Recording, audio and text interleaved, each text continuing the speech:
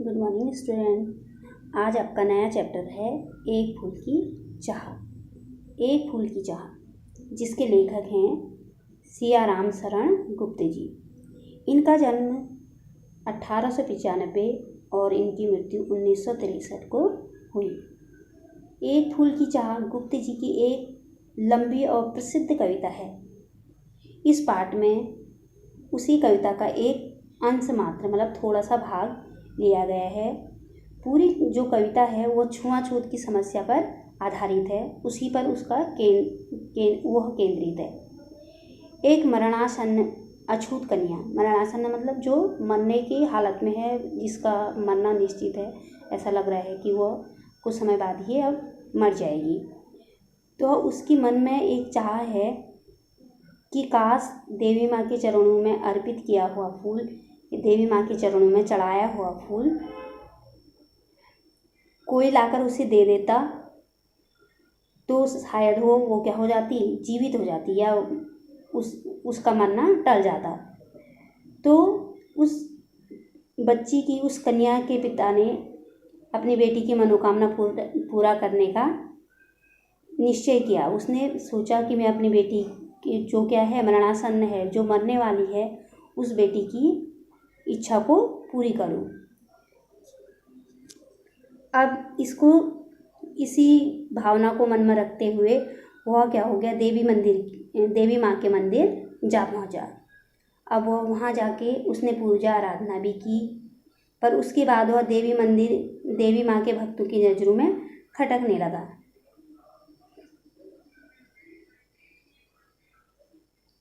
लगा। जैसे ही भक्तों की नज़र उस पर पड़ी तो उन्होंने कहा कि अरे ये अछूत यहाँ कैसे आ गया। वो क्या थे, इस पाठ में जो पाठ की जो कविता है वह क्या है, एक छुआछूत पर ही आधारित है।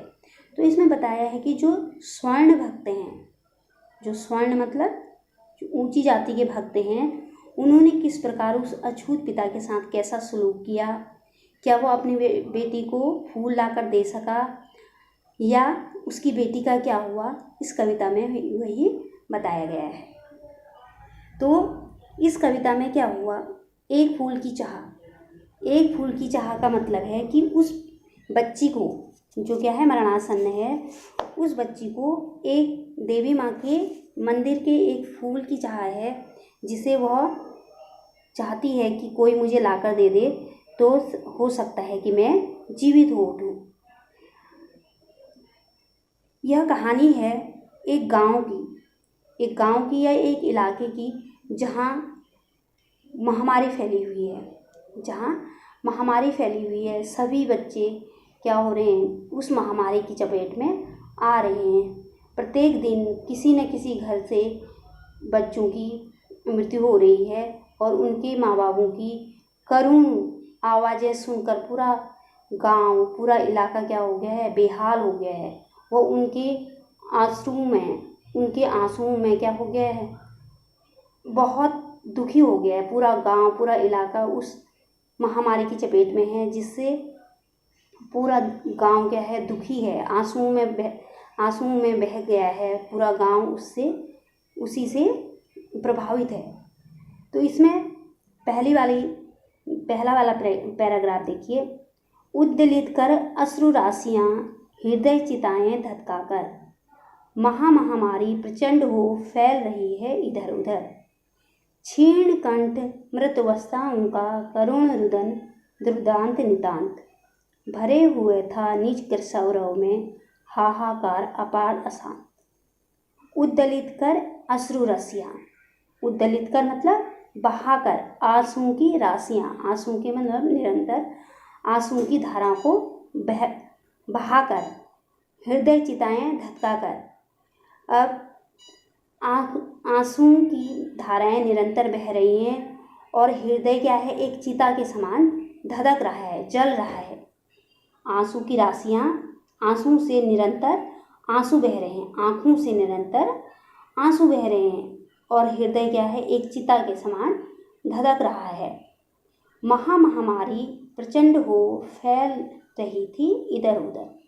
जो महामारी है उसने क्या ले लिया है, प्रचंड रूप धारण कर लिया। प्रचंड रूप मतलब बहुत भयंकर रूप धारण कर लिया है। जिस प्रकार इस समय कोरोना क्या हो रहा है, फैल रहा है, जिससे कि कई लाखों लोग क्या हो गए हैं, इसकी चपेट में आकर मर चुके हैं। उसी प्रकार उस समय भी क्या होती थी, महामारियां फैल जाती थी, तो उससे बचने का कोई उपाय नहीं होता था। इस समय जिस प्रकार उसकी वैक्सीन नहीं मिल पा रही है, उसी प्रकार उस समय क्या होते थे, डॉक्टर कम होते थे, तो उस समय इन सब का कोई इलाज नहीं हो पाता था।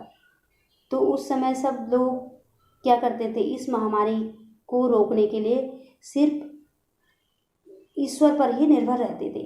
तो उसी पर ही आधारित है कि उस समय भी महामारी क्या हो गई थी, महामारी ने प्रचंड रूप धारण कर लिया था और वह इधर उधर फैल रही थी, मतलब चारों तरफ उसने अपना रूप धारण कर लिया था और चारों तरफ वह फैल रही थी प्रचंड वेग में, वो प्रचंड रूप में, अपने भयंकर रूप में। क्षीण कंठ मृतवस्साओं का करुण रुदन दुर्दांत नितांत, कहने की क्षीण कंठ मृतवस्साओं का, उनका कंठ क्षीण हो गया था, मतलब सूख चुका था। किनका कंठ, मृतवस्साओं का, जिनके बच्चों की मृत्यु हो रही थी या जिनके बच्चों की मृत्यु हो चुकी थी, उन माताओं का कंठ रो रो कर सूख चुका था। करुण रुदन दुर्दांत नितांत, कह रहे हैं कि उनका कंठ सूख चुका था और अब हर जगह उन्हीं का करुण रुदन, उन माताओं का करुण रुदन सुनाई दे रहा था जिनके बच्चों की मृत्यु हो चुकी थी, जिनके बच्चे इस महामारी में मर चुके थे। भरे हुए था निज कृशावरव में हाहाकार अपार अशांत, कहने कि इस समय पूरा गांव या पूरा समाज सिर्फ इन्हीं दुखों से क्या हो गया था, ग्रसित हो गया था। पूरे समाज में, पूरे गांव में, पूरे इलाके में हाहाकार मचा हुआ था, क्योंकि इस महामारी को रोकने का कोई उपाय भी उनके पास न था। अब दूसरा पैराग्राफ है, बहुत रोकता था सुखिया को न जा खेलने को बाहर, नहीं खेलना रुकता उसका, नहीं ठहरती वह पल भर। मेरा हृदय कांप उठता था, बाहर गई निहार उसे, यही मानता था कि बचा लूं किसी भांति इस बार उसे। बहुत रोकता था सुखिया को। अब जिस बच्ची की इसमें कहानी है उसका नाम क्या है, सुखिया है। अब उसका पिता कह रहा है कि मैं उसे बहुत रोकता था, बहुत रोकता था सुखिया को न जा खेलने को बाहर। वो कह रहा है कि मैं सुखिया को बहुत रोकता था कि बेटा तुम बाहर खेलने मत जाओ, जिससे कि तुम इस महामारी की चपेट में आ जाओगी। अगर तुम बाहर खेलने जाओगी तो तुम महामारी की चपेट में आ जाओगी। क्योंकि इस समय भी ऐसा ही हो रहा है कि सभी लोगों को क्या करना है, घर में ही रहना है, बाहर तो निकलना नहीं है। उस समय भी इसी प्रकार का था। तो वो कह रहा है कि मैं उसे बहुत रोकता था कि तुम बाहर खेलने के लिए मत जाओ, नहीं खेलना रुकता उसका, नहीं ठहरती वह पल भर। लेकिन उसका खेलना बिल्कुल नहीं रुकता और वह एक पल के लिए, एक क्षण के लिए भी रुकती नहीं थी। मेरा हृदय कांप उठा था, बाहर गई निहार उसे। अब उसके पिता कह रहे हैं, सुखिया के पिता कह रहे हैं कि जब भी वो बाहर जाती थी तो उनका हृदय कांप उठता था, क्योंकि जब वो बाहर गई है वह उसे बार बार देखते रहते थे और उनका हृदय डर से कांपने लगता था। यही मानता था कि बचा लूं किसी भांति इस बार उसे। वो कह रहे हैं कि मुझे ऐसा लगता था, बस वो मन में यही सोचते रहते थे कि वह किसी भी भांति, किसी भी प्रकार से इस बार की महामारी से उसे बचा ले। अगर वह, उसके मन में ऐसा विचार था कि अगर इस महामारी से मैं इसे बचा लूं तो हो सकता है बाकी महामारी का सामना यह आसानी से कर सकती है। जैसा कि इस समय हो रहा है कि सभी लोग इस महामारी की चपेट में आ रहे हैं, तो सभी लोगों को बाहर जाने से मना किया गया है। इसी वजह से ये सब, इसमें भी उसी प्रकार के महामारी के बारे में बताया गया है कि जब यह महामारी फैलती है तो यह हवा से भी फैल सकती है या अन्य चीज़ों से भी फैल सकती है। तो उस महामारी से बचाने के लिए वह उसे प्रयास करते थे, उसके पिता उसको बचाने का प्रयास करते थे। जब वो बाहर जाती थी तो उसे रोकने का प्रयास करते थे और बार बार उसको देखते रहते थे, लेकिन वह नहीं मानती थी और उसका खेलना एक पल भी नहीं रुकता था, क्योंकि बच्चे खेलने को नहीं छोड़ सकते हैं।